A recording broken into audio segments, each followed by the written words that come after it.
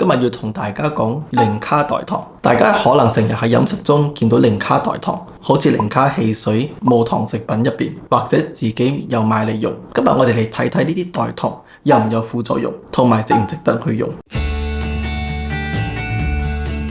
Hello， 大家好，歡迎嚟到我嘅 channel。首先我哋要睇代糖對腸道菌群嘅影響。呢份報告顯示，糖精、蔗糖素、阿斯巴甜同埋甜菊糖嘅攝取會對腸道菌群產生負面影響。呢啲負面影響可能包括抑制有益菌嘅生長，促進有害菌嘅增加，或者降低腸道菌群嘅多樣性。長期有呢啲改變可能會影響我哋嘅葡萄糖耐受性，增加患上糖尿病、肥胖症同埋炎症嘅風險。大多數嘅天然代糖喺腸道中會被發酵，成為腸道細菌嘅食物。呢啲天然代糖包括糖醇，例如赤藻糖醇同埋木糖醇；稀有糖，例如阿樂酮糖同埋羅漢果糖。適量攝取嘅話，可能會帶嚟一啲益生元嘅效果，即是話佢哋可以幫助增加腸道入邊嘅好菌。不過對某啲人嚟講，呢啲天然代糖可能太過濃縮，會引起脹氣、腹部不適，甚至肚瀉，一樣會影響你嘅腸道菌群。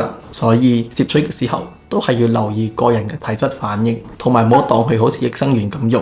至於腸道菌群嘅改變嘅研究，其實係好因人而異，因為一個人食適量嘅人造代糖，但係食好多種類嘅蔬果，佢個腸道菌群嘅菌株嘅數量同埋多樣性點樣都會好過一個人食天然代糖，但係食好少蔬果，所以都係要睇你整體嘅飲食。第二，我哋要睇嘅係人造代糖對食慾同埋體重管理。有啲人選擇代糖係希望降低熱量攝取，但係實際上代糖可能會影響我哋嘅食慾調節機制，反而會增加食慾，令到我哋食得更多。研究顯示，冇熱量嘅代糖可能會引發一種反向效應，令到身體渴望更多甜味，令到你食更多食物。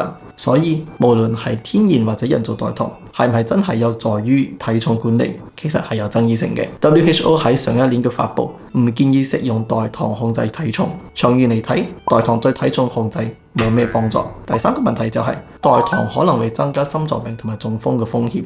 根據呢項研究，食用人造代糖嘅人患上心血管疾病嘅風險提高咗 9%， 而中風嘅風險提高咗 18%。不過呢啲數據係來自觀察性研究，所以並唔可以話代糖就係直接原因，可能仲有其他因素影響結果。就好似醫生通常會建議高心臟病同埋高中風風險嘅人要控制體重，咁呢啲人可能就會開始飲無糖汽水，用人造代糖，咁就會容易俾人以為呢啲代糖係心臟病嘅罪魁禍首，但係其實佢哋原本就係高風險，所以目前冇確實嘅證據話人造代糖導致心血管問題。再嚟呢一個天然代糖叫赤藻糖醇，呢項研究指出赤藻糖醇可能會增加心臟病，但係呢項研究有好多缺陷，我喺之前嘅影片都有解釋過。咁對於代糖，我嘅睇法係咩呢？簡單嚟講，適量使用，但不濫用。無論係人造代糖或者天然代糖，從現有嘅研究嚟睇，並冇證據顯示佢哋對健康有直接危害。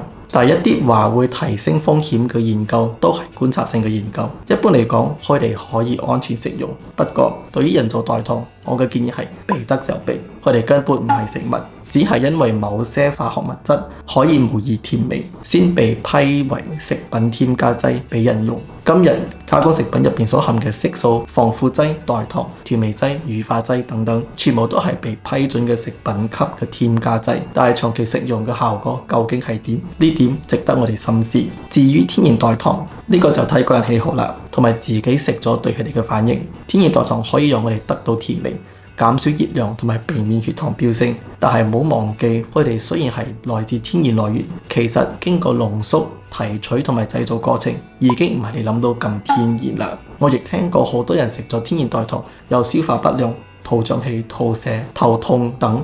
好多人開始使用代糖，通常係因為怕攝取過多嘅熱量，或者擔心血糖飆升。但係其實真正因為改用代糖而變得健康嘅人有幾多呢？根本問題係在於我哋對甜嘅依賴同埋唔健康嘅飲食習慣。代糖只係一種替代，唔係解決甜癮嘅根本方法。之前嘅代糖影片，有人問我建唔建議長期用 Stevia 煮食嚟代替砂糖，我係唔建議長期用代糖嚟煮食，直接用真正嘅糖就可以㗎啦，唔使驚。喺呢個影片，我有更詳細地分享關於赤藻糖醇導致心臟病同埋中風風險嘅最新研究。雖然研究中存在一啲缺陷，但係我哋依然可以從中學到一啲值得注意嘅事項。咁今日嘅分享就到呢度，希望呢啲資訊對你有幫助。我哋喺下個 video 見，拜拜。